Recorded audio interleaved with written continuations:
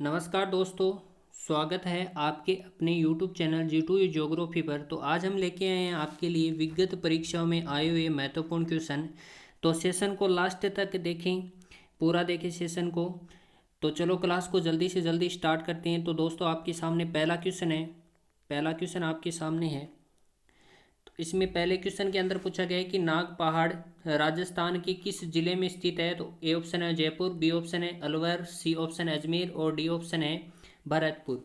तो इसका जो करेक्ट आंसर हो जाएगा दोस्तों वो है अजमेर। अजमेर के अंदर है वो नाग पहाड़ स्थित है। और नाग पहाड़ से ही हमारी जो लूनी नदी है, इस लूनी नदी का उद्गम है। लूनी नदी का उद्गम है वो नाग पहाड़ से, अजमेर से होता है। इसके बाद में अगले क्वेश्चन पे चलते हैं। क्वेश्चन नंबर 2 आपके सामने एक निम्नलिखित में से कौन सा प्रक्रम राजस्थान में रेगिस्तानी का प्रमुख कारण है। मतलब रेगिस्तान होने का प्रमुख कारण है। तो इसका कारण है जल अपर्दन, वायु अपर्दन, इसके बाद लवणीकरण, इसके बाद वनस्पति अवनयन।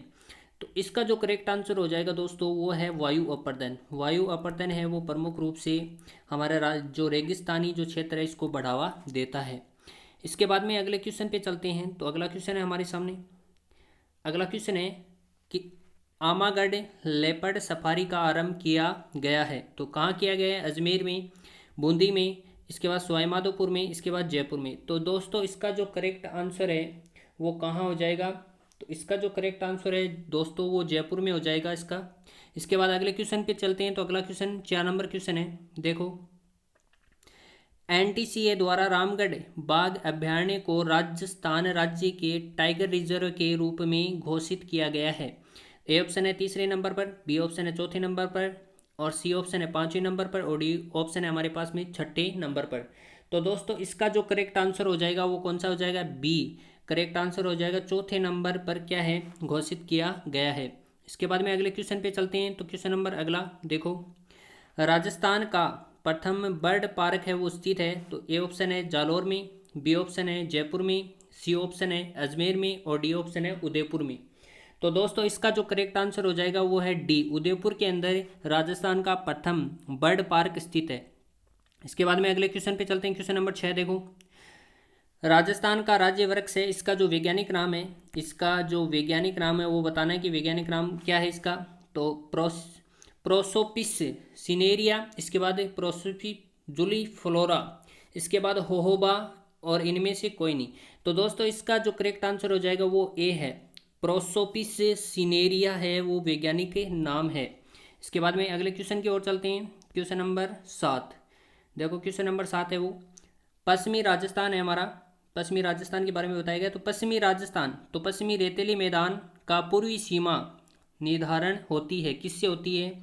तो देखो 30 सेंटीमीटर वर्षा रेखा, इसके बाद 50 सेंटीमीटर वर्षा रेखा द्वारा, इसके बाद 60 सेंटीमीटर वर्षा रेखा द्वारा, इसके बाद है 20 सेंटीमीटर वर्षा रेखा द्वारा। तो दोस्तों इसका जो करेक्ट आंसर हो जाएगा वो है 50 सेंटीमीटर वर्षा रेखा द्वारा क्या है? पूर्वी व पश्चिमी जो मैदान है इसका निर्धारण होता है। इसके बाद में अगले क्वेश्चन की ओर चलते हैं। तो अगला क्वेश्चन है हमारे सामने, अगला क्वेश्चन है देखो। क्वेश्चन नंबर 9, तो देखते हैं क्वेश्चन नंबर 9। आकल वुड फॉसिलस पार्क स्थित है जोधपुर में। ए ऑप्शन, बी ऑप्शन है बाड़मेर में, सी ऑप्शन है जैसलमेर में, और डी ऑप्शन है बीकानेर में। तो दोस्तों इसका जो करेक्ट आंसर हो जाएगा वो है सी, जैसलमेर के अंदर है वो आकल वुड फॉसिलस पार्क है। इसके बाद आगे की ओर चलते हैं। अगला क्वेश्चन है 10 नंबर क्वेश्चन। 10 नंबर क्वेश्चन है कि सुमेलित नहीं है, कौन सा सही सुमेलित नहीं है? तो आपको नहीं पर ध्यान देना है, सुमेलित नहीं है उसको ढूंढना है। ए ऑप्शन है पहाड़ों की नगरी डूंगरपुर, बी ऑप्शन है राजस्थान का प्रेस द्वार भरतपुर, इसके बाद सी ऑप्शन है वस्त्र नगरी भीलवाड़ा, इसके बाद डी ऑप्शन है पूर्व का पेरिस उदयपुर। तो इसका जो करेक्ट आंसर जो हो जाएगा दोस्तों वो है डी, पूर्व का पेरिस उदयपुर है वो सही नहीं है, सुमेलित नहीं है। इसके बाद में अगले क्वेश्चन पे चलते हैं। क्वेश्चन नंबर 11 देखो। क्वेश्चन नंबर 11 है निम्नलिखित में से फसलों में से किसी प्रादेशिक भाषा में नरमा कहा जाता है? क्या कहा जाता है? नरमा। तो देखते हैं। ए ऑप्शन है सरसों, बी ऑप्शन है कपास, सी ऑप्शन है धान, और डी ऑप्शन है दालें। तो दोस्तों इसका जो करेक्ट आंसर हो जाएगा वो है इसका जो करेक्ट आंसर होगा वो होगा बी, कपास को नरमा कहा जाता है। कपास को क्या कहा जाता है? नरमा कहा जाता है। इसके बाद अगले क्वेश्चन की ओर चलते हैं। तो क्वेश्चन नंबर अगला है आपके सामने देखो। चंद्राकार, चंद्राकार जो बालू का स्तूप है, चंद्राकार बालों का स्तूपों को कहा जाता है? तो ए ऑप्शन है सीप, बी ऑप्शन है बरखान, सी ऑप्शन है लूनेट और डी ऑप्शन है सब्र काफीज। तो इसका जो करेक्ट आंसर होगा दोस्तों वो होगा बरखान। जो बरखान है वो चंद्राकार बालों का स्तूपों को जाना जाता है या कहा जाता है। इसके बाद अगले क्वेश्चन पे चलते हैं। तो अगला क्वेश्चन आपके सामने देखो, निम्नलिखित में से कौन सी पर्वत चोटी सिरोही जिले में अवस्थित नहीं है? तो आपको ध्यान नहीं पे रखना है, इसमें नहीं पूछा है। तो कमलनाथ, इसके बाद अचलगढ़, सी ऑप्शन है शेर और डी ऑप्शन है देलवाड़ा। तो करेक्ट आंसर दोस्तों इसका हो जाएगा कमलनाथ है, वो सिरोही के अंदर स्थित नहीं है। इसके बाद में अगले क्वेश्चन पे चलते हैं। तो क्वेश्चन नंबर 14 आपके सामने, क्वेश्चन नंबर 15। तो देखते हैं क्वेश्चन नंबर 15, नाथरा की पाल किस खनिज के लिए प्रसिद्ध है? तो नाथरा की पाल है वो किस खनिज के लिए प्रसिद्ध है? तो देखते हैं दोस्तों किस खनिज के लिए प्रसिद्ध होगी। तो इसमें ए ऑप्शन है एस्बेटोस, इसके बाद बी ऑप्शन है टंगस्टन, सी ऑप्शन है रॉक फॉस्फेट और डी ऑप्शन है लोह एस्क।